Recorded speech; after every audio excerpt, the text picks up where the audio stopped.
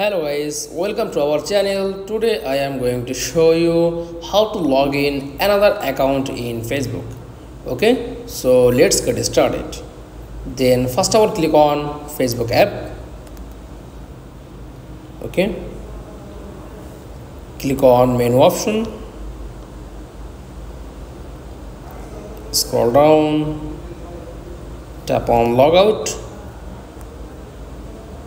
click on logout of your account. Yes, then tap logout,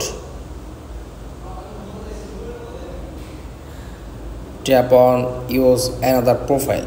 Okay, then tap on first option and signing your mobile number or email, and the second option password, then password, and tap on login.